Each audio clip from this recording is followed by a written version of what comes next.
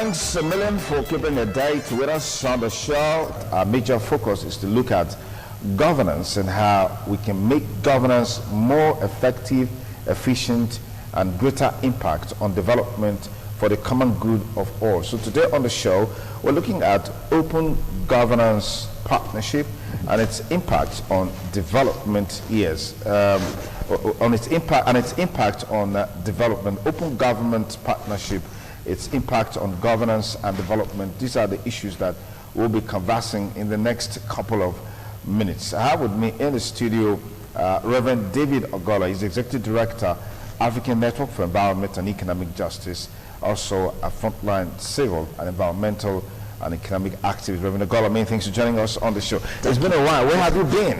Been around. Really? Yes. All right. Okay, let's look at open government partnership. What are the objectives? What are the core issues that this model or initiative attempts to drive to fast-track development and strengthen governance, as it were? What are the core objectives? Well, thank you very much, Mr. Sonny. Again, I want to thank you for this opportunity to talk about open government partnership. The open government partnership core objective is to strengthen governance through transparency and accountability and civic engagement.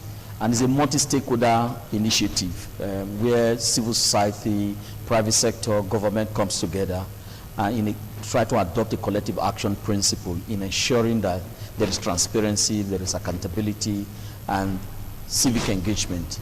These three core themes, again, explain the space where civic engagement can help drive development in a way that there will be participation. And Nigeria signed on to the Open Government Partnership after President Buhari went to the London Anti-Corruption Summit and decided to sign on to the initiative. And when Nigeria President returned back, instructed the Attorney General of the country and decided to sign on to it. And in launching Open Government Partnership at the national level, about 10 civil society were invited and 10 government officials. They formed the National Steering Committee, and I was privileged to also be part of that steering committee. I currently co-chair the Anti-Corruption Thematic Working Group, and also the vice chairman of the Open Alliance. The Open Alliance is a coalition of civil society organizations in the country that are working, promoting open government partnership across the entire country. Now, why do we support the open government partnership? First, you will agree with me that Nigeria is a classical country where you can use to illustrate the resource costs. And what does that really mean in political terms is that Nigeria is blessed with oil. The amount of resources we have derived from oil since 1960 is huge, but unfortunately, while this wealth has come, what you have seen is poverty across the entire country. And today, Nigeria has been referred to by broken institutions as one of the poorest countries in the world. This is unacceptable. A country that is oil blessed with other natural resources, but unfortunately we haven't used these resources very well.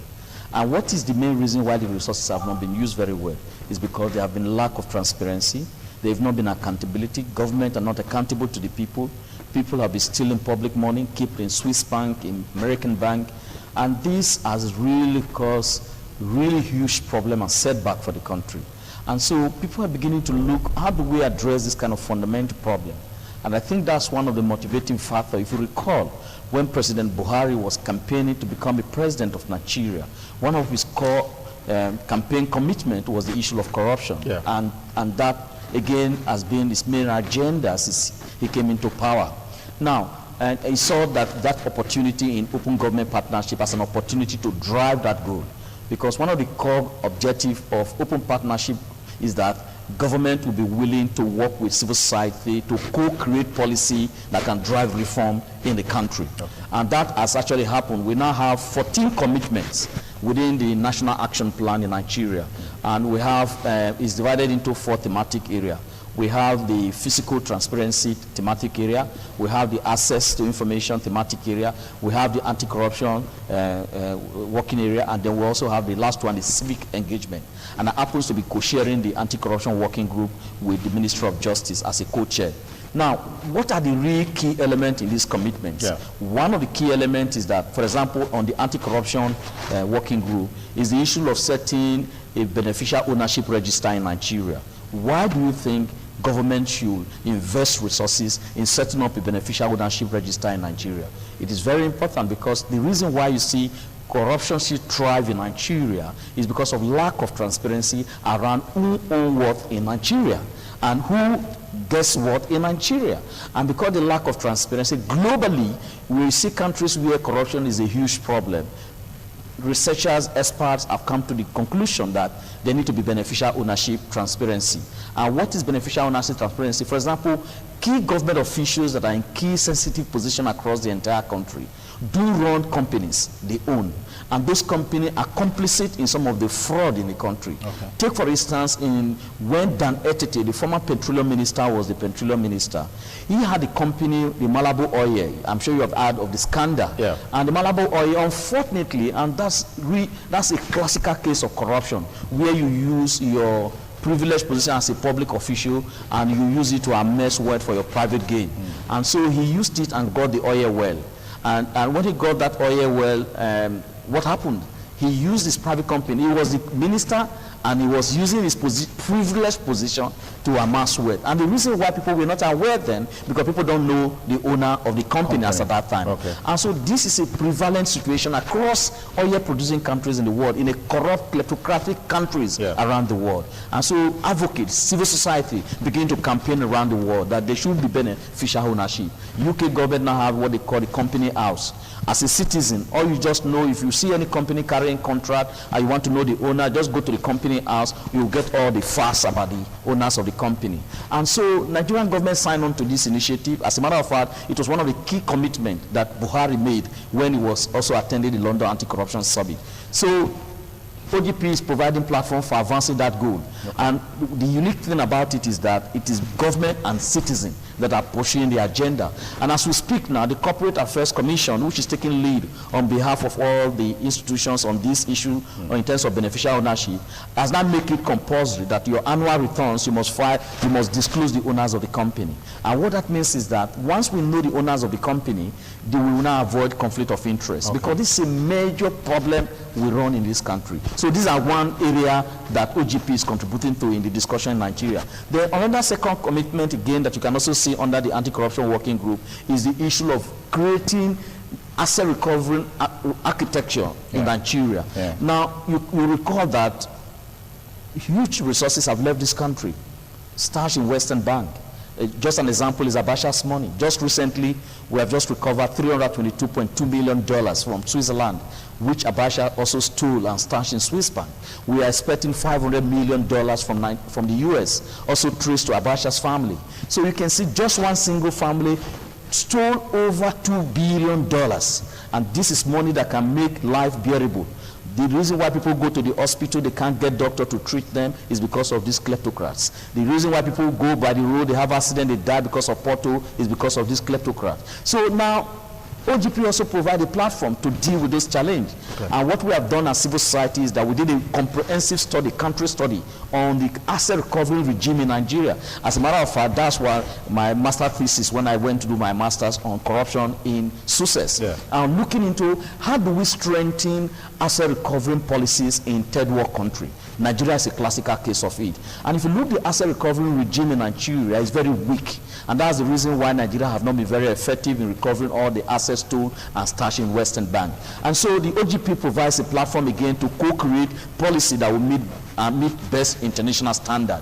And one of the key things that we are looking is moving beyond the traditional approach of fighting corruption. Okay. And the new approach now is looking into how do we use the non-conviction based approach. What it means is that instead of going to court, spend all the public resources, taxpayers' money, pursuing these governors who have stolen money or people who have stolen money, why not go after the asset? And so the new model of tackling corruption, go after the asset. Once you recover the asset, we can use it to build development. Yeah. And so internationally, countries are beginning to campaign for the non-conviction based approach. And even in the United Kingdom now, they now have what they call unexplained wealth order. once this order is issued against anybody, what it means is that they go after their asset. Okay. Now the burden of proof, it lies on you. To not prove otherwise. But if you have followed the criminal approach, you have to prosecute, find the person guilty before you cannot go after the asset. And you have found that in the last 30, 40 years in Nigeria, this is a very difficult challenge. Okay. Just to take it a little bit further, there are several initiatives, policy thrust, in terms of driving development and ensuring that we adhere to best international practices and standards. To a large extent, some of these initiatives have not really been able to yield the expected dividend. Take, for example, NEITI was one of such initiatives, as, that we can see in this mode. What is the possibility of OGP meeting the yearnings and aspirations in terms of the set of what makes it unique, what makes it different from some of these initiatives that we had over the years? Thank you very much. I think this is a very interesting question. As a matter of fact, scholars are now beginning to look into the role of multi-stakeholder initiative in advancing development. And NEITI actually provide a template to do that assessment. For example, the Nigerian Extractive Industry Transparency Initiative is a local chapter of the EITI Global. And the reason why that came up was because of the lack of transparency in the extraction of natural resources in third world country. Now, as EITI helped to advance good governance in the extractive sector in Nigeria, if you ask me, I would say yes. But what has happened, what has failed? And if you look into scholar or literature on the issue of governance, people talk about transparency. Transparency is not enough. You need to have accountability. And so in moving from transparency to accountability, it takes a lot of challenge. Yeah. And what kind of society do we have? What is the level of activism of the society? And a classical example of that is that citizens, there is data coming out now from the ET, but has the citizen been able to use this data to hold government accountable? That's been the challenge. What about the media? Do the media use the data coming out from the ET to hold government accountable? That's the challenge. And so if you ask me, NEITI has helped. First time in history, there's an annual audit of the extractive sector in Nigeria annually. And NEITI is producing this annual audit report. But the failure is that citizens have not been able to strengthen their capacity to make use of those data to hold government accountable. For instance, this beneficial ownership I was mentioning a while ago, NEITI is already working on that to ensure that companies that are on the extractive sector, the owners are known. And that for me is a very good information that citizens can use to advance transparency and accountability in that sector, considering the fact that oil is the major source of income for this country. So come back to your question again. How is NEITI and Open Government Partnership going to advance governance in Nigeria? First, I think the challenge is for us. And the beauty of Open Government Partnership is that it's not just government driven alone. It is a partnership between government and citizen. Okay. And around the world, government has come to recognize the fact that for government to increase their legitimacy to operate, they need the trust of the citizen. As a matter of fact, the OECD country invest annually in measuring citizen trust on government. And so they release the data. Because what increases the legitimacy of government? I give you an example, for example, in Edo State. What do you think contributed to the legitimacy of Obaseki regime? One of the key things is that before they started calling him wait and see governor. Now, it is because people were impressed. First, if you have ever passed through Todd 2-3 years ago, or you have gone through Sapele Road, or you have gone through Ring Road 2-3 years ago, compare it to where it is now, I'm sure that has sent a positive signal about this government. Okay. It has increased the legitimacy of this government. The another second leg of the legitimacy of this government is about the issue of Agbero.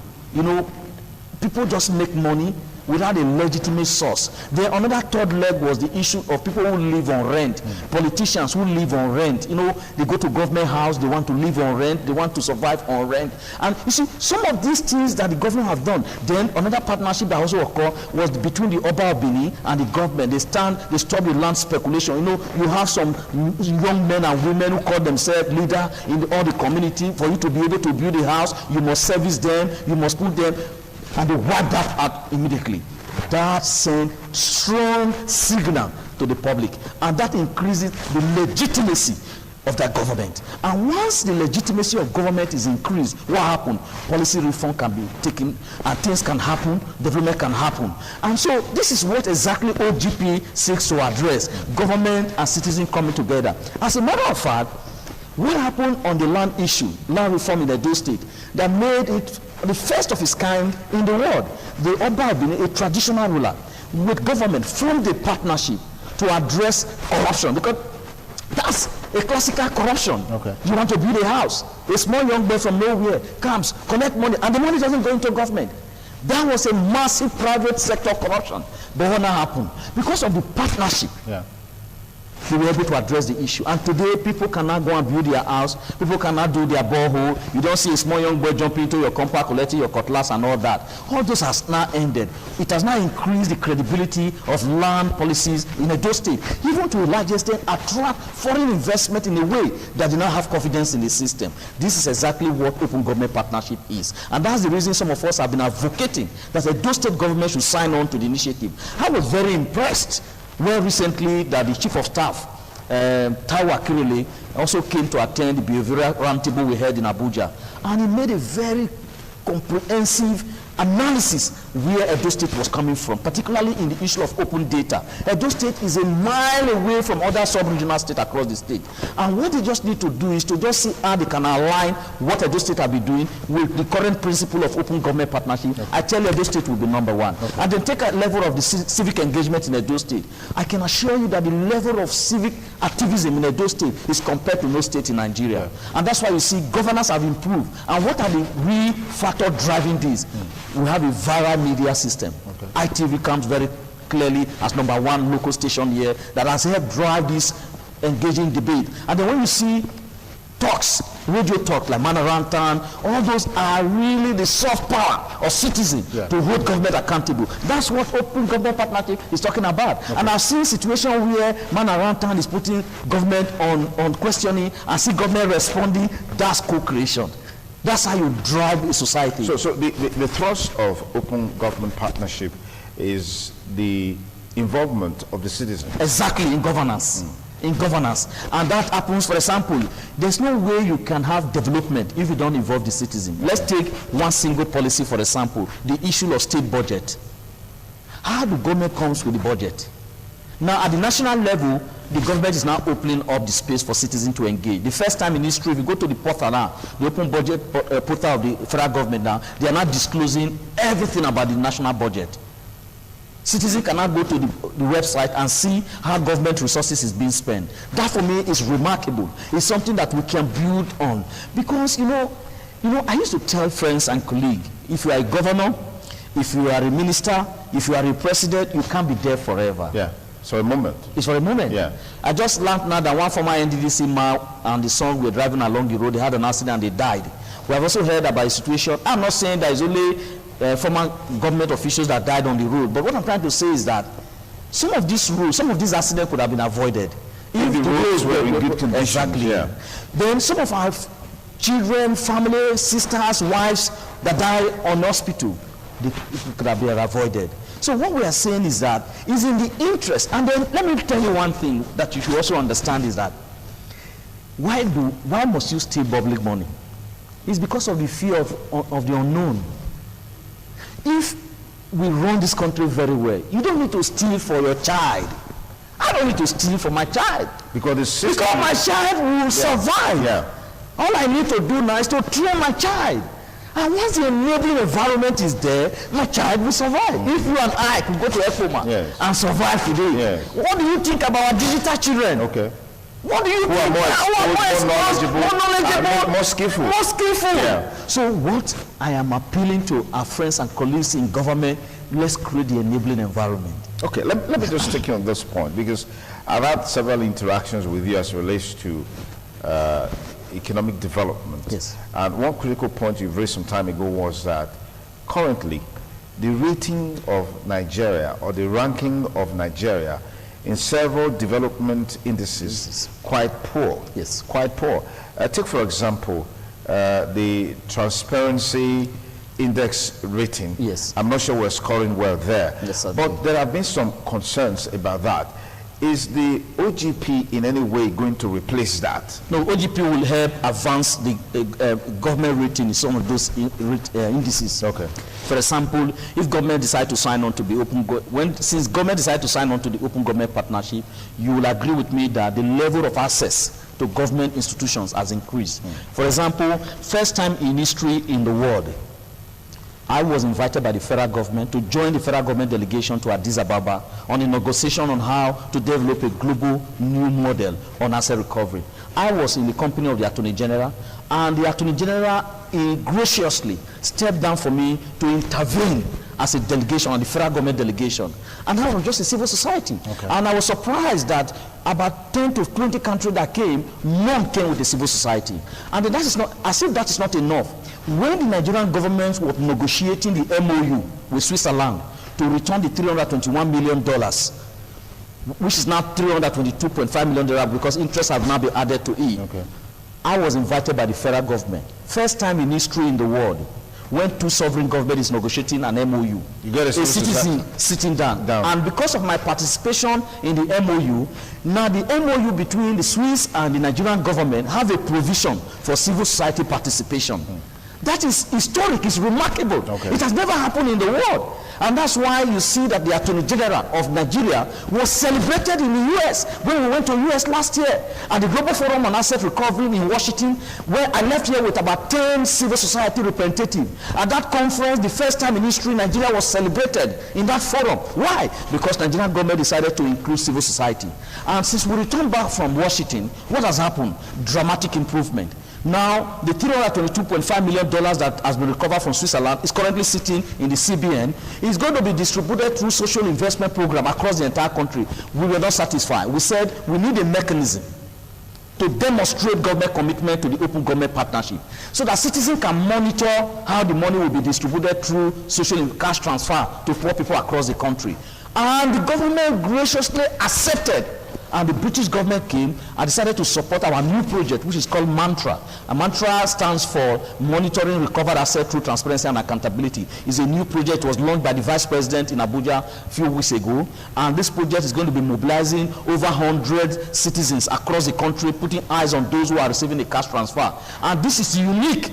And this is unique in the sense that at least first time in history, over 300 poor Nigerians will be benefiting from the crime committed by kleptocrats. Okay. And I think this is very unique for all of criticize that. Yes. I mean, when that came out in the media, there was a trail of criticism following it that government wants to distribute the recovered loot from the Swiss government to the poorest of the poor. What are the mechanisms for these poor people to be determined or to be incorporated into this package? So you're saying now that the structures put in place by the federal government to drive this process is in order, and all of those criticisms that trailed it, there is no substance in it?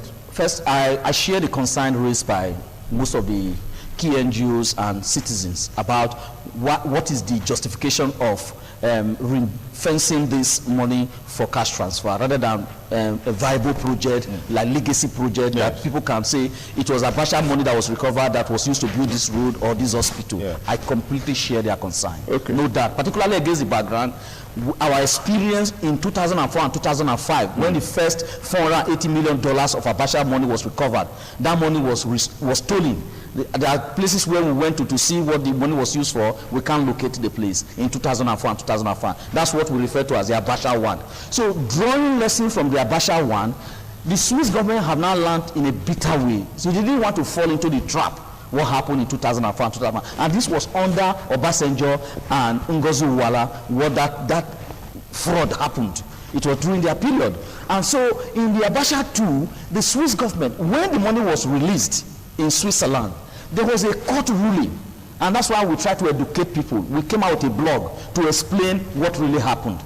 Now, when the money was released, the judge ruled that because of the experience in Nigeria or in Switzerland? In Switzerland. Okay. That World Bank must monitor if the money is to be returned. So it was a condition for the money to be released to Nigerian government. So based on that court ruling, When Nigerian government was now negotiating with Swiss government, the Swiss government insisted that on the basis of the court ruling, a World Bank must monitor. And the World Bank said they don't have the resources to set up an independent monitoring, and that they already have an existing program in Nigeria, which is a social investment program where they are allocating about 500 million into, and that they can use that existing framework to administer the utilization of that fund.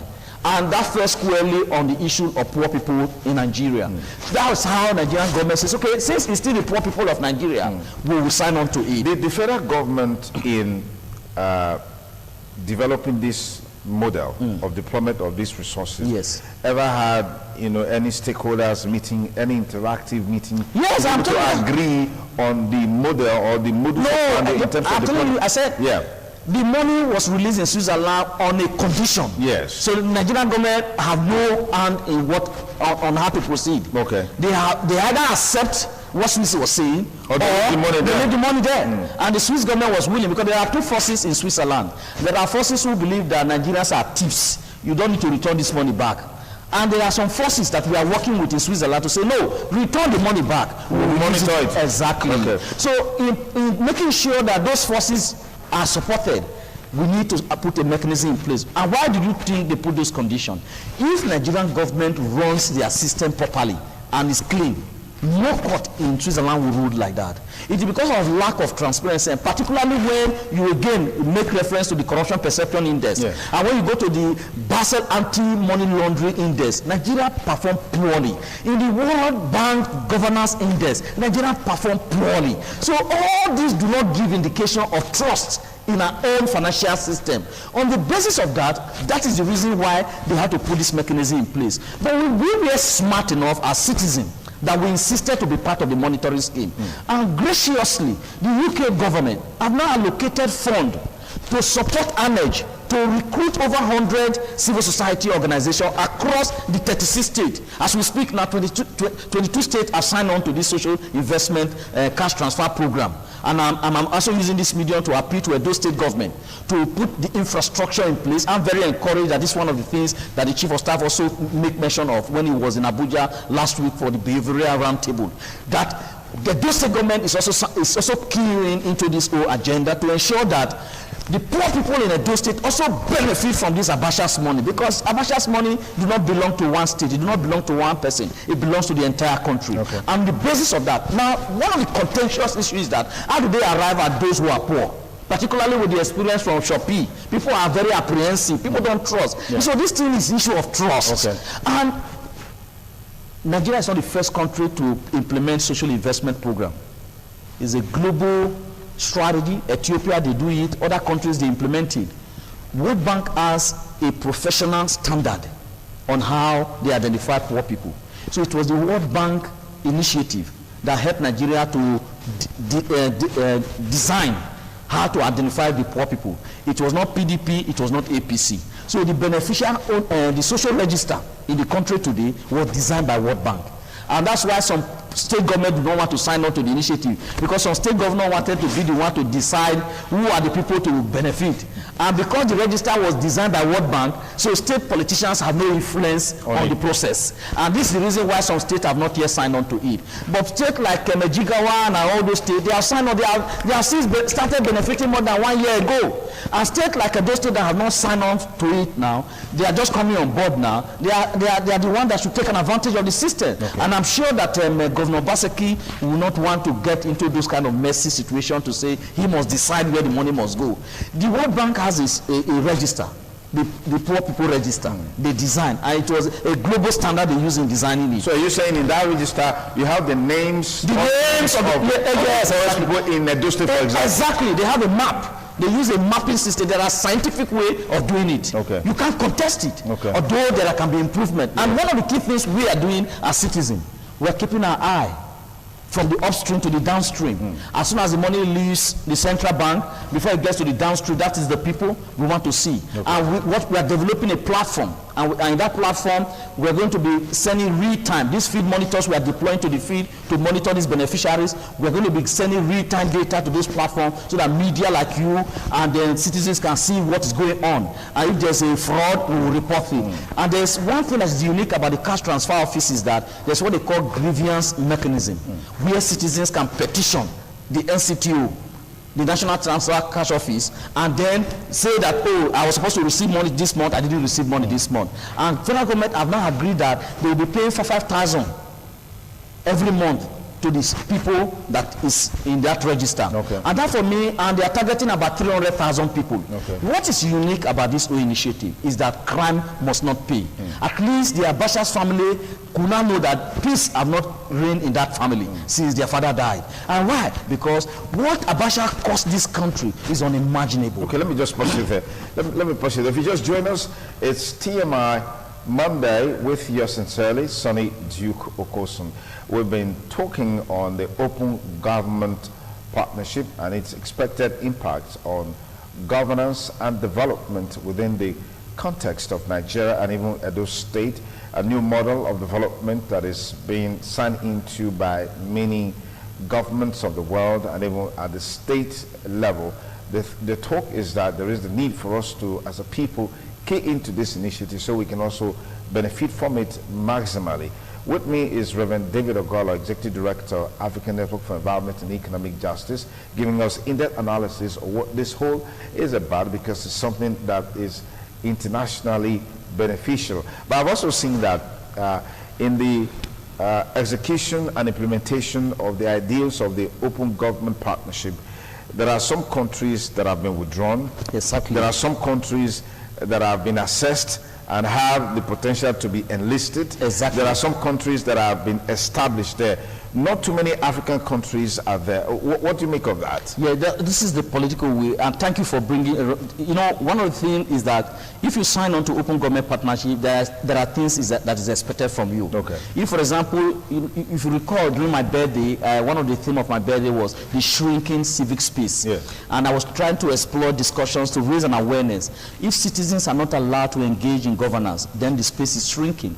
And in most of these states you see that it correlates with the corruption perception index. Country where the space is shrinking, the level of corruption is high.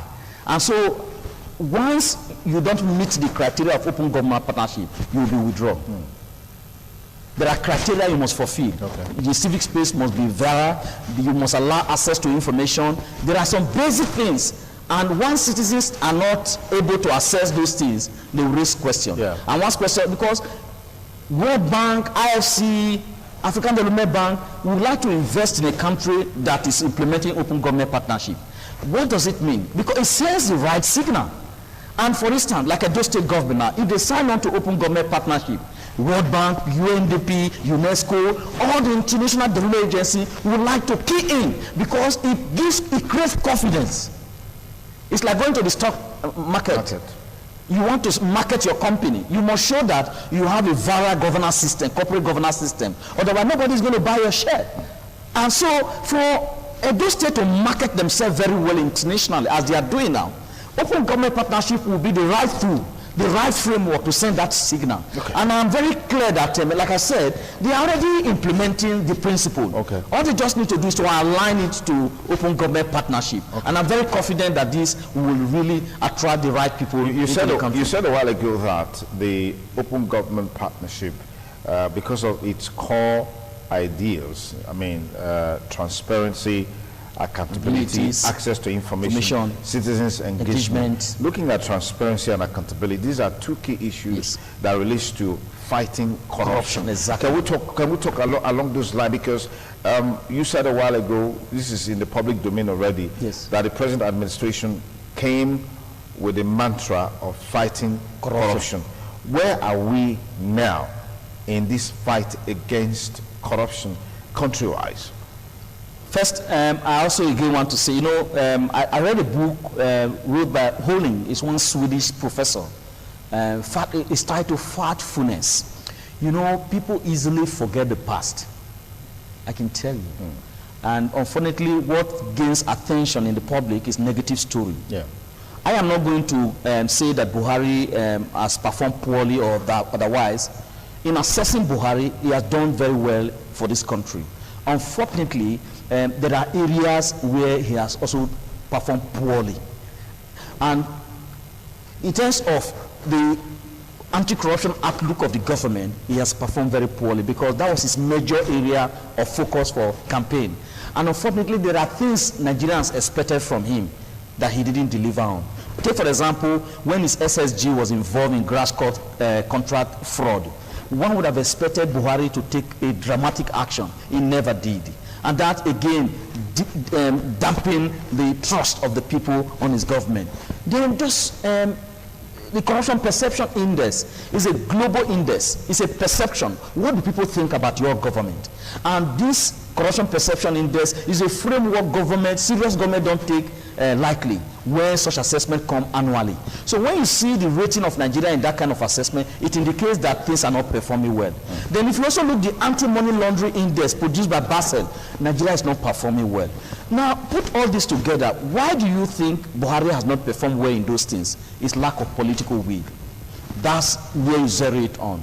But has it done well in some area? Yes. For example, you see, the BVN thing is rapid. It has helped to curtail corruption.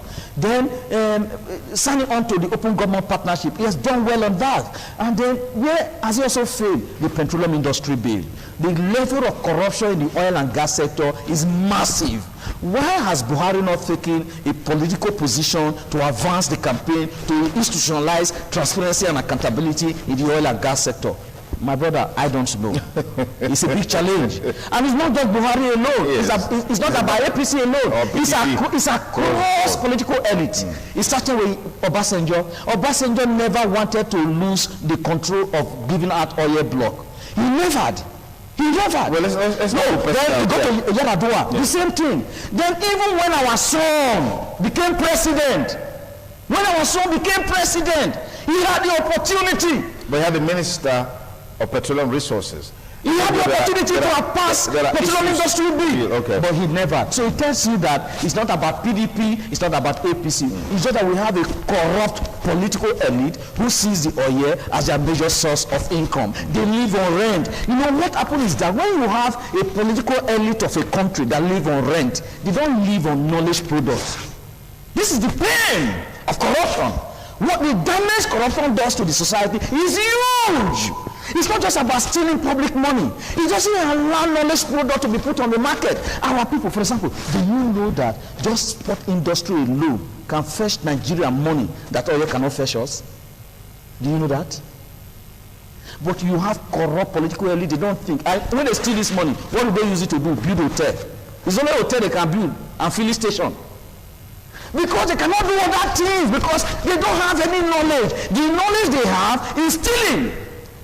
And they don't trust anybody. Average political elite that has money, they don't trust anybody. Because they don't operate on system. They don't. They don't like system. And that's where we are in the country today. Why would Buhari of all president, you go around the world, you are the anti-corruption champion in Africa. You refuse to sign petroleum industry bill to law because you want to continue perpetually control oil well in Nigeria. And the laws that are controlling the oil today are laws that we found in 1960. Oil companies are taking advantage of our oil. When you say he refused to sign the petroleum governance industry bill, yes, it will look like this is a personal thing. No, yes. I've been a campaigner. They've also advanced reasons why this hasn't happened. No, what are the reasons? They stated constitutional issues. Yes. Listen, in less than 6 months or 8 months, Buhari will be going back for re-election.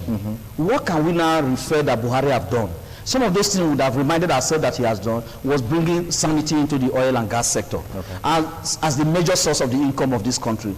The key element that the presidency put on the table was that, one, that the issue of constitutionality, the issue of some laws and all those kind of stuff. Now, when the whole process was going on, I don't feel that president of APC controlled the National Assembly. There's something wrong, my brother.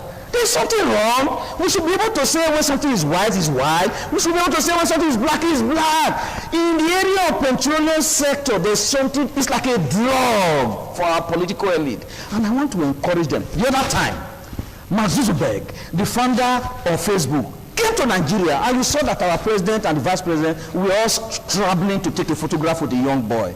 He makes money more than the oil. There's other way we can make money in this country. Even you can see that the oil is now a source of cost and conflict and division in the country. Our political elite should think beyond. Look, let me tell you. The other day I was listening to Governor Baseki saying he wants to industrialize the state. He wants to make the state to be smart. Do you know that some of us are very happy with him? Because once the enabling environment is created, I don't need to know Baseki. I just need an enabling environment to operate. I don't need to know the governor. I don't need to know the president. Because I believe strongly on myself. And that's how a country should be run. But these politicians, not all of them, we also have good politicians among them. Yeah. Not all of them is criminal. Now, the question is that, is there incentive to be a good person? There the challenges lie. That's why we are appealing to our people. Rather than complaining and lamenting, they should get ready with their voter's card. That's the only tool that you need to bring sanity to government. They should not allow their own voter's card to be collected from them on the basis of akara and beans. They should make sure they mobilize their people. There's a new wave to that. Yes. You know, getting voter's card could just be that on the day you trade it for money, because we've seen a new system which is gradually vote buying. You know, so what do you make of that as a challenge? Even if we advise people to go get their PVCs ready.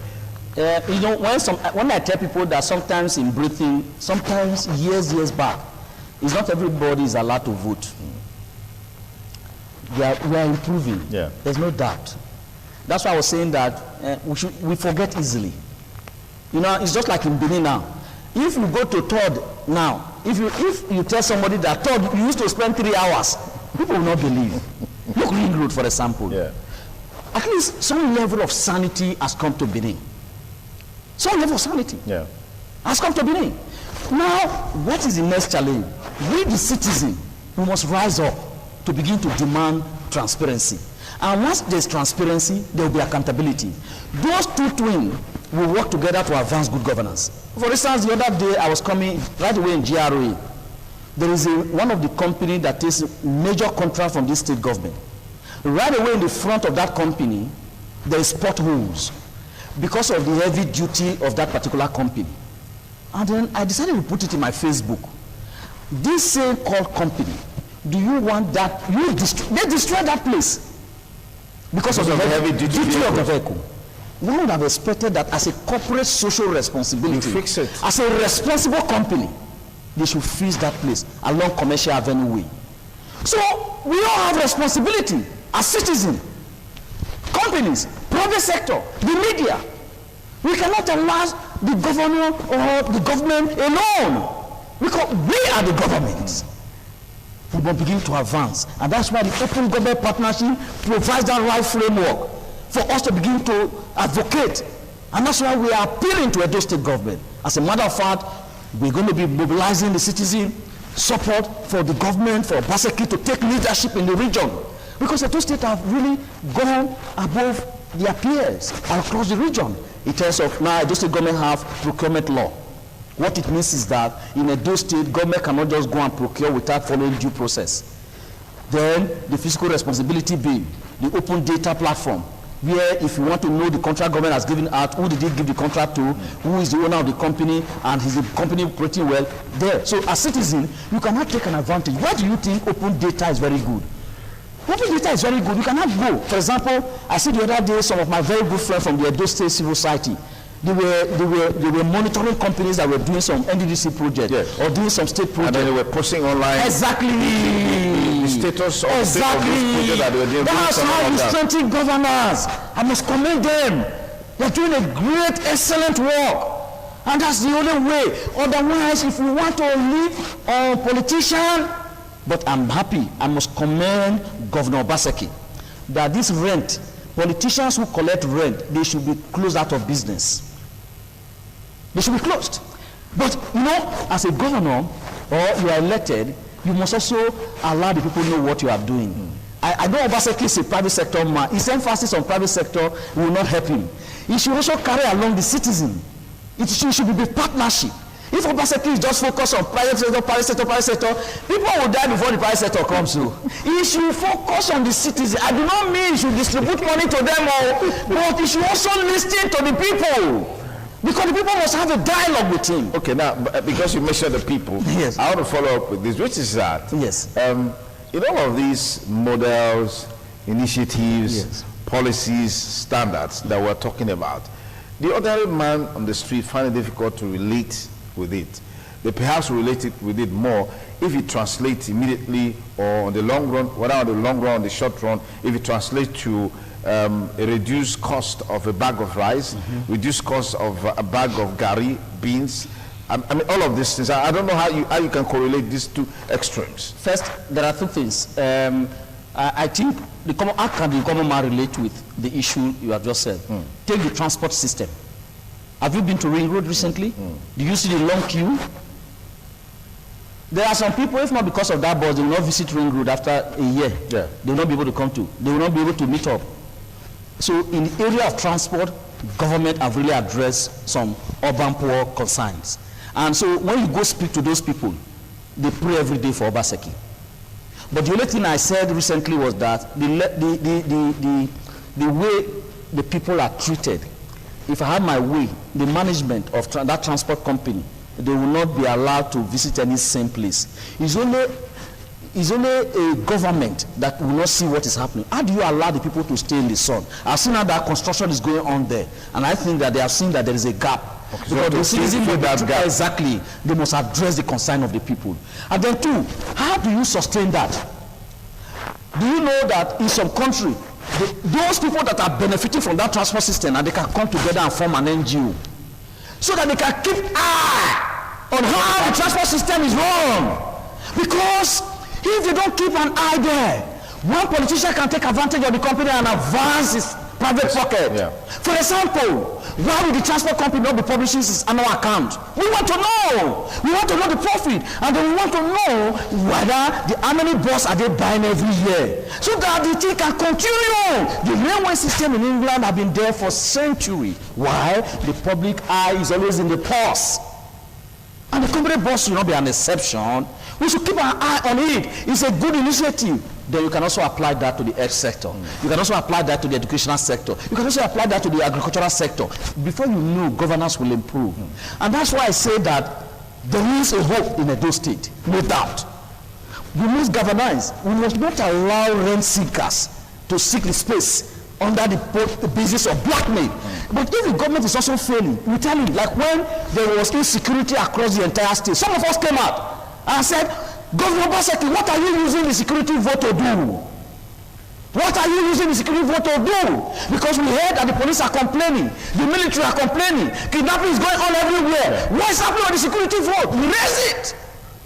And then at least you can see improvement in the security situation in Edo State today. Okay. And we must commend the government for also listening to our ear. Okay. So we are not just a praise singer, but we also, area where we think government is performing, we commend the government. Area where they are performing poorly, we also raise it up. That's our role. And we must support this governor, because these politicians who live on rent, they are ganging up. These politicians that you're talking about, yes, aren't they citizens of this state, and who also deserve to have quality life? For example, if you aspire to a political position, you're not going to actualize that aspiration as an independent candidate. You must do it under the platform of a political party. But there's a corrupt culture. Hold on, let me learn. Yes. You must do it under a platform of a political party. Yes. And not just platform of a political party. You must work with the structure of the political party for you to actualize your dreams and aspiration in whatever elected position that you're seeking office. In that line, and these people ought to be carried along in one way or the other. You know, as part of the citizen. There are some ways. Yes. Carry along. Share the money. There are some ways that politicians use that is anti-development. Okay. So how do we deal with that? That's in line with getting these people involved in the partnership. These characters, in real sense of it all, is that they have no value. What they do is that they hide under the ringing of election. They don't have more than one voter's card. But because of this patron-client culture, you know, it has really ruined democracy and the rule of law. And so if you have a governor who is committed to ensuring that let the people vote counts, and that if I am to be re-elected, I should be re-elected not because I'm a friend to these rent seekers, but I was re-elected because I delivered. And I will stand with Governor Obaseki on this. Any corrupt politician who lives on patron-client culture, we must end their business. That business is not favoring us. It's not helping us. I speak here in Edo State as a citizen that pays his tax. And I live in a part of Edo that if it take me a day to drive out of my house to get to Ring Road because of the bad road, and I pay my tax every time, I will not want to go and share this money to a politician. It's wrong. But what I'm asking, they should use the money to do the work. What I'm asking is that yes, these people that we call politicians, yes, they are also stakeholders. For example, you rode on their back. Their structure, their commitment, their dedication, their knowledge, their skill, whether we like it or not, to be able to get into position of authority. Yes. And now you are there, you say they don't matter anymore. And then I don't understand what you are saying. You say they don't matter anymore. We are giving an example. We are giving an example. Like the Ring Road now. Yes, we are giving an example. The smart city now. So is it only for the if you leave them out without a Ring Road contract, and there are ways that these people can be involved. Let me explain something to you so that you understand. Yes. There's nothing wrong if a politician runs a good company and look for a job in a competitive way, and secure the job. I would join them to raise questions before Obaseki. If they say no, that there is a particular job that is done, it is done by Obaseki himself, and that Obaseki is the one taking the money, is not using it to build road, it's not using it to build schools, it's not using it to do things, I will not be partying with Obaseki. But I will be partying with Obaseki if he stops the patron-client culture. He's destroying our democracy, and it's not even good for these politicians. I tell you, if you are a man, you live on rent all your life, it doesn't help you. Learn to do something, because as a father, your children are studying you. You say, you wake up in the morning, say, I'm a politician, I'm going to government house. It's not a life, it's just a criminal act that I'm a politician. Oh, hey, come on, tell me something. All your life, you just say I'm a politician. You build big house, you drive big vehicle, you cannot buy fuel when governor do not give you allocation. Is that a life? Is it? Do you want your child to grow like that? So what would you recommend to these people in your opinion? Excuse me, first, Obaseki, Edo people should rise up and support Obaseki to end the patron-client culture of democracy. It's killing our democracy. Obaseki re-election should be on the basis of his delivery. You don't see what happened in Lagos State? You know Tinubu wanted to change Fashola. When the people of Lagos State rise up and said, get it! And what happened? Tinubu was kept where he belonged. And I got a second ticket. And then you say Fashola is rising now? Is it not rising? It's rising! So, if Obaseki is able to put my road in order, I've just learned now that he has awarded Magba Road. And our eyes is on the company now. He has awarded Magba Road. Yes. PZ Road. That is what will lead to the re-election of Obaseki. We the people from Magba will campaign. When the road is done. Yes. So when the road is done, you keep your PVCs on. Exactly. Anyway, thank you so much for coming on the show.